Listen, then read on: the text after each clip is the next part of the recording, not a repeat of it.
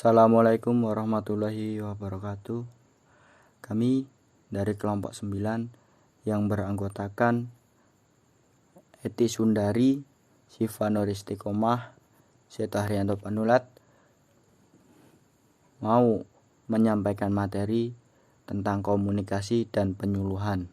Komunikasi, pengertian komunikasi. Istilah manajemen komunikasi merupakan relatif yang baru. Komunikasi itu sendiri bukan merupakan bagian yang penting dari perbendaharaan kata manajemen sampai akhir tahun 1940-an hingga 1950-an.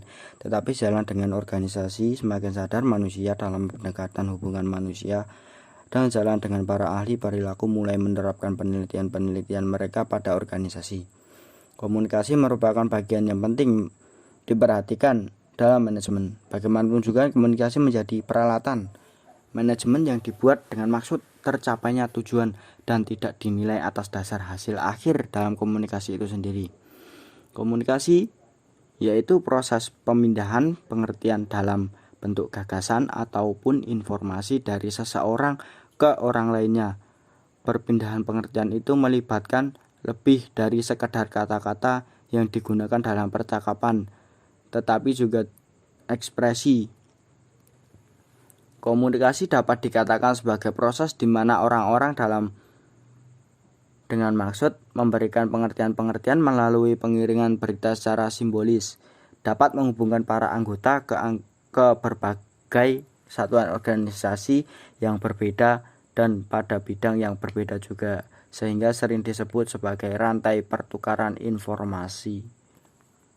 Dalam konsep ini memiliki beberapa unsur-unsur, yaitu satu, sebuah kegiatan untuk membuat seseorang mengerti. Yang kedua, sebuah sarana pengaliran informasi. Yang ketiga, sistem bagi terjalinnya komunikasi di antara individu-individu. Pandangan tradisional tentang komunikasi sudah banyak diubah sejalan dengan perkembangan teknologi saat ini, yang artinya bahwa komunikasi tidak hanya terjalin antara dua individu atau lebih, tetapi juga meliputi komunikasi antar orang dan mesin-mesin, dan bahkan antar satu mesin dengan mesin yang lainnya. Proses komunikasi. Modal proses komunikasi menunjukkan 3 unsur esensi komunikasi, yaitu pengirim, berita, dan penerima.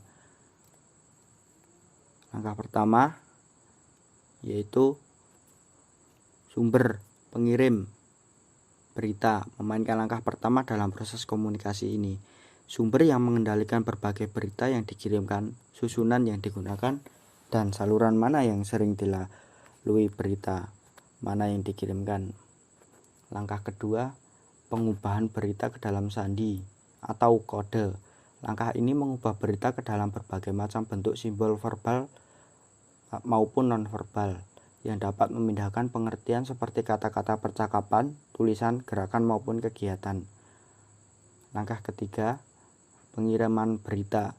Langkah ini mencerminkan pemilihan komunikator terhadap media atau saluran distribusi. Komunikasi secara lisan mungkin dilakukan secara pribadi atau dalam pertemuan kelompok banyak orang.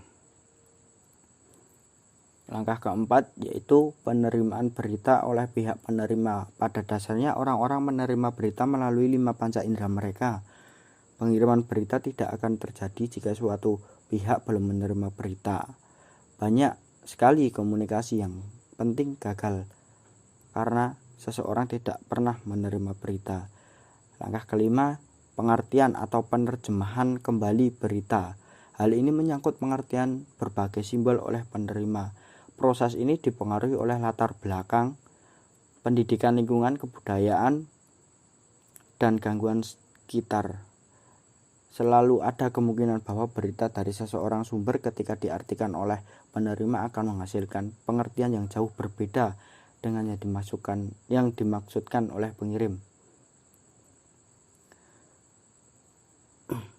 Keenam, umpan balik. Setelah berita diterima dan diterjemah, penerima memiliki kemungkinan untuk menyampaikan berita balasan yang ditujukan kepada pengirim. Jadi komunikasi merupakan proses yang berkesinambungan dan tidak pernah berakhir. Seseorang melakukan komunikasi, penerima melalui komunikasi selanjutnya dengan pengirim atau orang lain. Tanggapan inilah yang disebut umpan balik.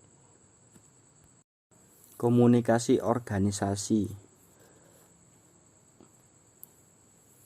Ada 4 faktor yang dapat mempengaruhi efektivitas komunikasi dalam organisasi, yaitu 1. Saluran komunikasi formal, 2. Struktur organisasi, 3. Spesialis jabatan, dan 4. Pemilikan informasi. Saluran komunikasi formal mempengaruhi efektivitas komunikasi. Ada 2 cara, yaitu pertama, liputan saluran formal semakin melebar sesuai perkembangan dan pertumbuhan organisasi. Kedua, saluran komunikasi formal dapat menghambat aliran informasi antar tingkat organisasi. 2. Struktur wewenang organisasi memiliki pengaruh yang sama terhadap efektivitas organisasi. Perbedaan kekuasaan dan kedudukan dalam organisasi akan menentukan pihak-pihak yang melakukan komunikasi dengan seseorang dan juga isi serta ketetapan komunikasi. Kemudian spesialisasi jabatan pada umumnya akan mempermudah komunikasi dalam kelompok-kelompok yang berbeda-beda.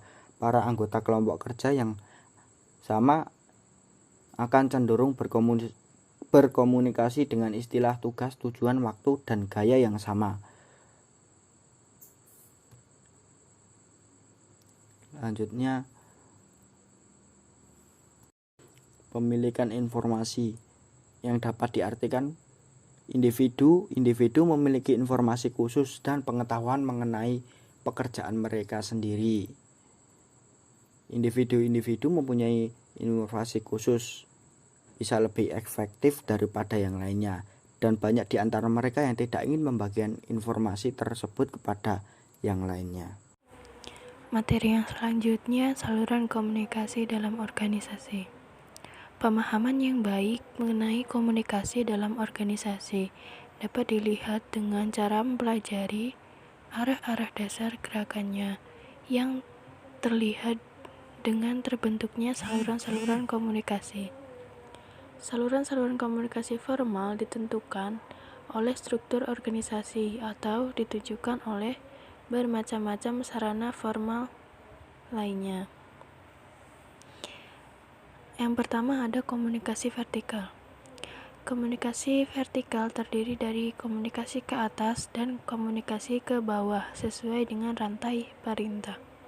Komunikasi ke bawah atau downward communication dimulai dari manajemen puncak, kemudian menuju ke bawah melalui tingkatan-tingkatan manajemen sampai kepada karyawan lini dan personalia paling bawah.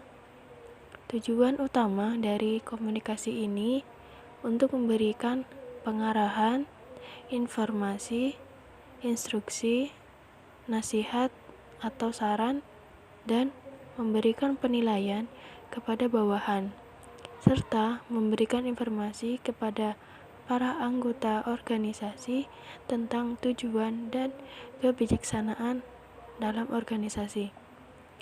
Berita ke bawah dapat berbentuk lisan ataupun tulisan, juga ada pada umumnya disampaikan melalui laporan, memo, dokumen lainnya, buletin, pertemuan atau rapat, percakapan serat melalui interaksi orang per orang atau kelompok kecil.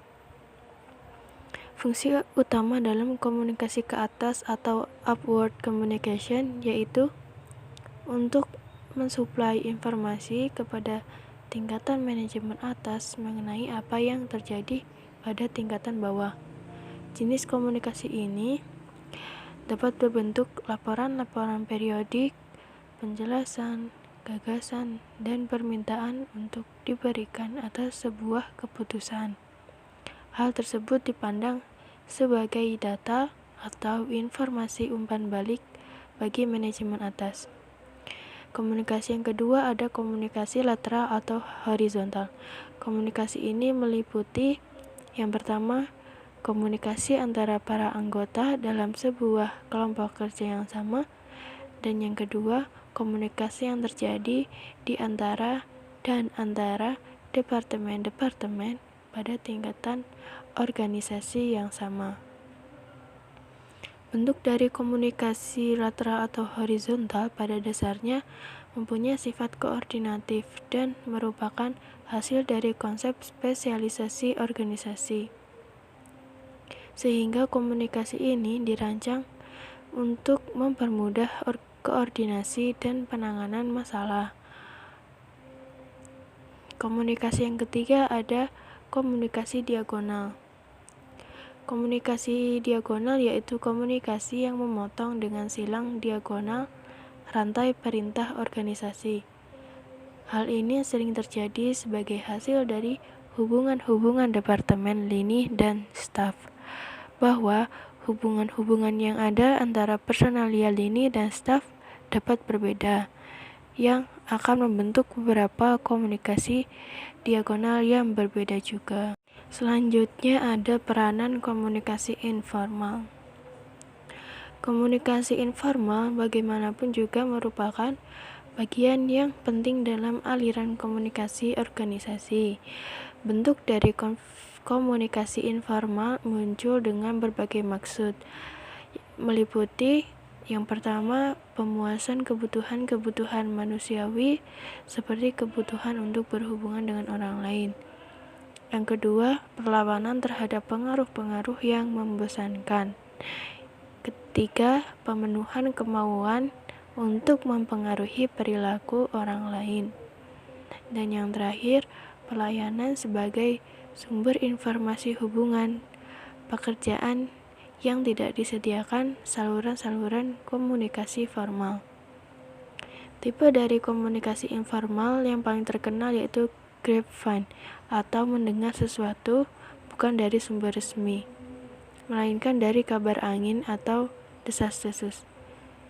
Sistem komunikasi grapevine cenderung dianggap merusak atau merugikan karena tidak sedikit terjadi penyebaran informasi yang tidak benar, tidak lengkap, dan menyimpang.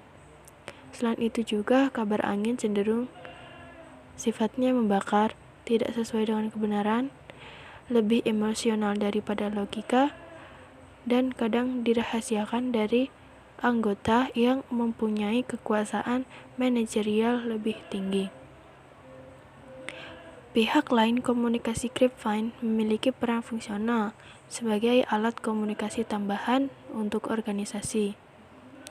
Banyak penelitian yang sudah membuktikan bahwa komunikasi grapevine lebih akurat, lebih cepat, dan efektif dalam menyalurkan informasi.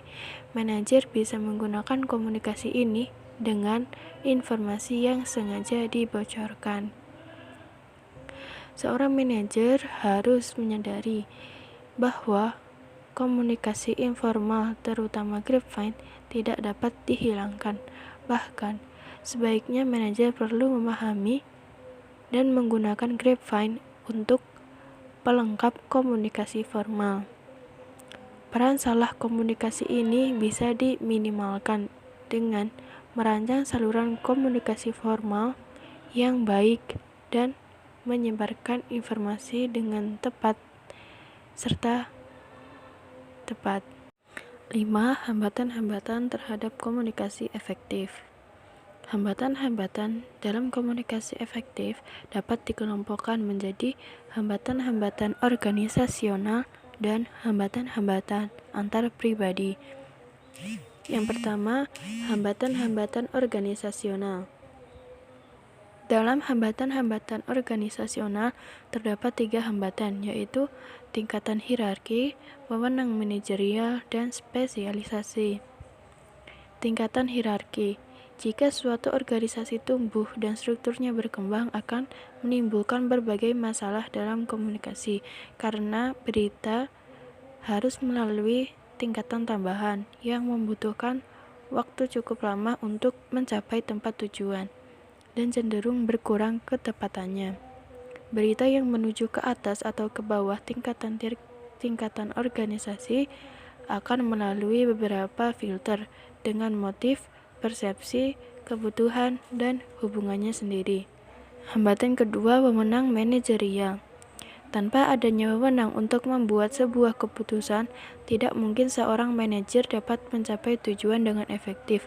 Tetapi pada pihak lain, kenyataannya bahwa seseorang yang mengendalikan orang lain juga dapat menimbulkan hambatan-hambatan terhadap komunikasi. 3. Spesialisasi.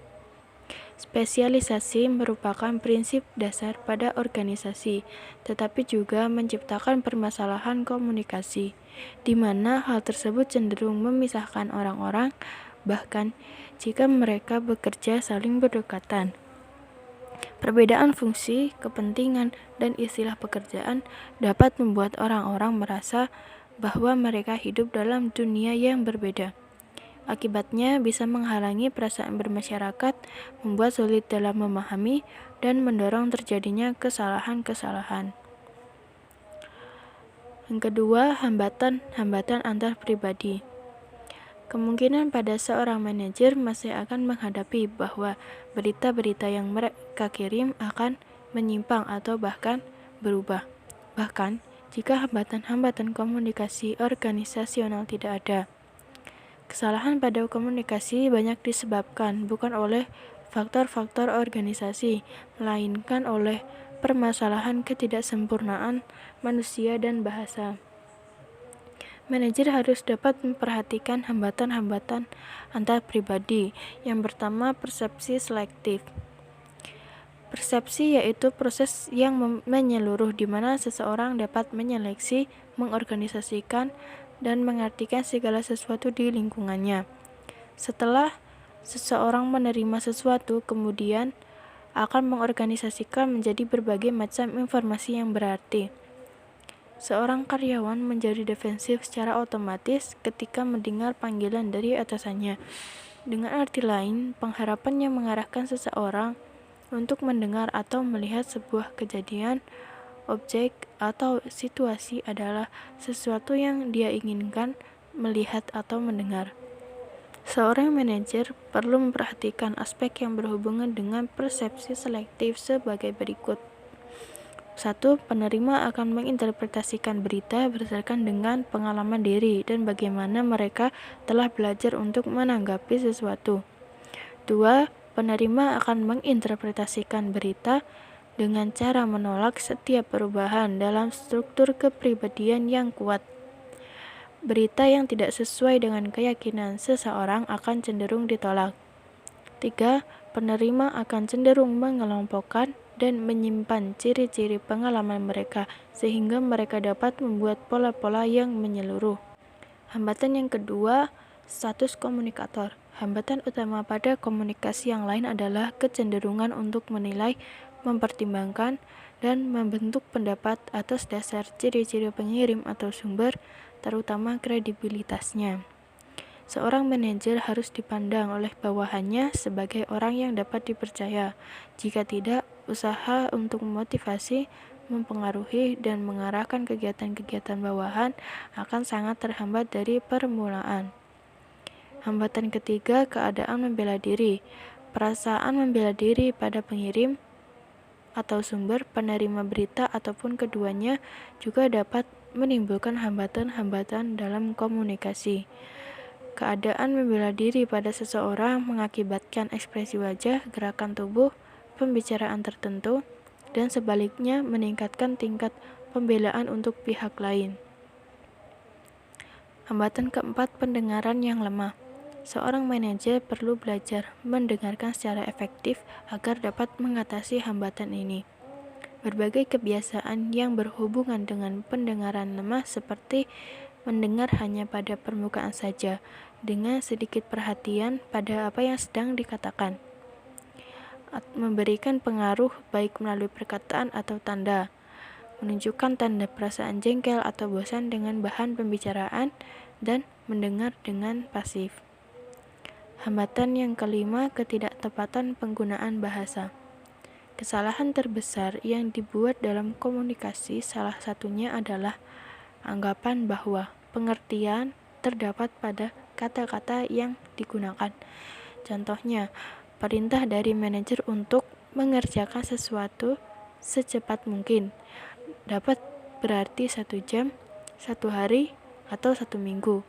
Di samping itu juga bahasa nonverbal yang tidak konsisten, seperti nada suara, ekspresi wajah, dan sebagainya dapat menghambat komunikasi. Yang keenam yaitu peningkatan efektivitas komunikasi. Ada beberapa yang dapat dilakukan, diantaranya yang pertama yaitu kesadaran akan kebutuhan komunikasi efektif.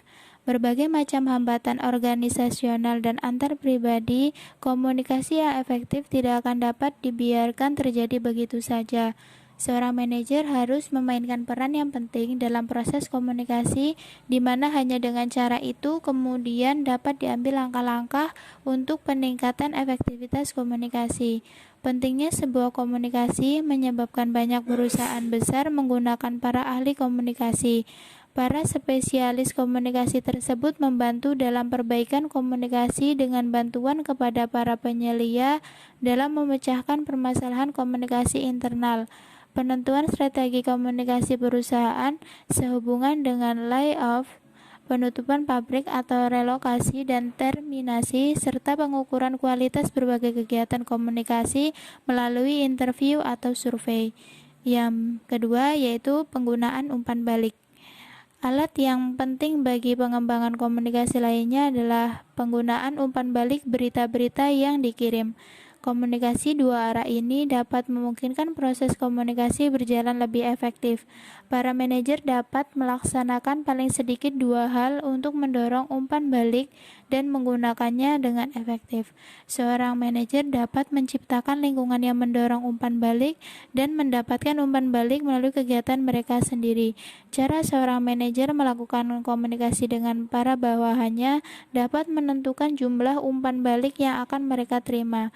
Di samping itu, jenis komunikasi yang digunakan dan lingkungan komunikasi adalah hal yang penting dalam penentuan umpan balik apa yang akan didapatkan. Di lain pihak, para manajer harus dengan aktif mencari umpan balik. Manajer partisipatif dan komunikasi tatap muka merupakan cara-cara yang dapat digunakan untuk meningkatkan efektivitas komunikasi melalui penggunaan umpan balik. Yang ketiga yaitu menjadi komunikator yang lebih efektif. Teknik-teknik komunikasi yang tidak baik dapat mengganggu banyak manajer, seperti halnya mengganggu hubungan manajer dengan para karyawannya di luar pekerjaan. Oleh karena itu, perlu dilakukan latihan-latihan dalam penulisan dan penyampaian berita secara lisan atau langsung. Harus dilakukan untuk meningkatkan pemahaman akan simbol-simbol, penggunaan bahasa, pengutaraan yang tepat, dan kepekaan terhadap latar belakang penerima berita. Salah satu alat yang digunakan secara efektif oleh para psikolog, pembimbing, dan orang-orang yang profesinya membutuhkan pemahaman yang mendalam tentang klien mereka, yaitu active listening, dapat digunakan sebagai pengembangan dimensi baru keterampilan manajemen pada seorang manajer. Prinsip dasar yang digunakan yaitu penggunaan reflective statement atau pernyataan balik oleh pendengar. Bagaimanapun juga, kedudukan kunci para manajer dalam proses melakukan komunikasi membuat kebutuhan mendesak bagi pengembangan diri dan menjadi komunikator yang lebih efektif. Yang keempat yaitu pedoman komunikasi yang baik. Ada 10 pedoman komunikasi yang baik menurut American Management Association. Tujuan dari penyusunan pedoman-pedoman ini untuk meningkatkan efektivitas komunikasi organisasi. Di antaranya yaitu yang pertama, mencari kejelasan gagasan-gagasan terlebih dahulu sebelum dikomunikasikan. Yang kedua, teliti tujuan sebenarnya setiap komunikasi. Ketiga, pertimbangkan keadaan fisik dan manusia keseluruhan kapan saja komunikasi akan dilakukan. Keempat, konsultasikan dengan pihak-pihak lain jika diperlukan dalam perencanaan komunikasi. Yang kelima, perhatikan tekanan nada dan ekspresi lainnya sesuai isi dasar berita selama berkomunikasi. Yang keenam, ambil kesempatan jika ada untuk mendapatkan segala sesuatu yang membantu atau umpan balik. Yang ketujuh, ikuti lebih lanjut komunikasi yang telah dilakukan. Yang kedelapan, perhatikan konsistensi komunikasi. Yang kesembilan, tindakan atau perbuatan harus mendorong adanya komunikasi. Dan yang terakhir atau yang ke-10 yaitu menjadi pendengar yang baik. Berkomunikasi tidak hanya yang pertama yaitu coaching atau pembinaan. Program coaching adalah salah satu cara yang digunakan untuk meningkatkan kompetensi karyawan dan diutamakan pada kompetensi-kompetensi teknis melalui pendekatan-pendekatan belajar dan bekerja dibimbing langsung oleh atasan dari karyawan tersebut. Karyawan yang mengikuti proses coaching terdiri dari 1 orang karyawan atau lebih sesuai dengan hasil identifikasi kesenjangan kompetensi yang memerlukan peningkatan keterampilan dan hasilnya dapat dirasakan secara langsung, maka karyawan itu dimasukkan ke dalam program coaching. Pembimbing atau coach. Pembimbing atau coach merupakan atasan langsung dari karyawan. Namun jika dengan pertimbangan yang logis, atasan langsung dari seorang karyawan belum tentu dapat memberikan program coaching karena adanya alasan waktu, ketersediaan, materi, dan sebagainya, maka pelatihnya dapat diambil dari institut atau unit kerja atau lembaga yang dilihat lebih profesional untuk memberikan latihan kepada karyawan yang bersangkutan. Waktu dan tempat pelaksanaan coaching. Program coaching yang diikuti oleh karyawan dapat dilaksanakan selama 1 minggu sampai dengan 3 bulan dan dapat disesuaikan dengan kebutuhan yang realistis dengan mempertimbangkan tingkat resiko yang terjadi dan kesulitan yang ada. Tempat dilaksanakan coaching sebaiknya dilakukan di tempat kerja karyawan yang sedang mengikuti program coaching, dapat terbiasa dengan kondisi dan situasi yang ada dan agar lebih mudah dalam menerima materi coaching dengan efektif. Yang ketiga, evaluasi hasil coaching. Evaluasi dari hasil coaching dibagi menjadi 3 bagian, yaitu yang pertama, pretest atau evaluasi awal. Tujuannya untuk mengetahui tingkat kesenjangan sebagai bahan masukan untuk pelatih atau coach. Yang kedua yaitu mid-test atau evaluation in process. Tujuannya untuk mengetahui proses atau perkembangan pencapaian penyerapan materi dan keterampilan yang telah diberikan. Dan yang terakhir yaitu post-test atau evaluasi setelah coaching untuk mengetahui seberapa besar tingkat keberhasilan program coaching dapat diterapkan dan diimplementasikan di lapangan atau tempat kerja dengan mengukur kembali. Yang kedua yaitu konseling atau penyuluhan. Program konseling ialah salah satu program yang ada dalam program IDP karyawan yang penting untuk membina sikap dan perilaku karyawan, baik itu disiapkan untuk promosi atau mutasi jabatan maupun bagi perilaku karyawan yang tidak sesuai dengan kaidah sosial dan normatif. Pelaksanaan program konseling ini dikoordinasi oleh HRD. Dalam hal ini akan meminta data karyawan dan mengumpulkannya yang akan diprogramkan untuk mengikuti program konseling dan dapat juga secara langsung menghubungi atasan seorang karyawan yang bersangkutan terkait dengan keikutsertaan karyawan dalam program konseling. Materi, sarana prasarana, konselor, jadwal pelaksanaan konseling, dan biaya disusun oleh HRD sesuai dengan ketentuan yang telah ditetapkan. Karyawan yang akan mengikuti program konseling dihubungi oleh HRD mengenai jadwal dan tempat dilaksanakannya program konseling. Selanjutnya, HRD akan melakukan identifikasi apakah konselor berasal dari internal perusahaan atau bukan. Konselor yang berada dalam hal ini merupakan seorang psikolog dari eksternal perusahaan dan akan memberikan bimbingan untuk karyawan yang telah didatangkan langsung ke tempat pelaksanaan atau dengan pertimbangan yang logis. Tetapi jika perusahaan memiliki sumber daya manusia, contohnya psikolog yang dapat menjadi konselor, maka penggunaan pihak konselor dapat dipertimbangkan untuk menggunakan sumber daya internal dari perusahaan dengan tetap menjaga etika profesinya sebagai konselor. Karyawan yang mengikuti kegiatan konseling akan dikirimkan ke lokasi sesuai dengan kesepakatan dengan pihak yang akan melakukan. Cukup sekian pemaparan materi dari kelompok kami. Kurang lebihnya kami mohon maaf. Wassalamualaikum warahmatullahi wabarakatuh.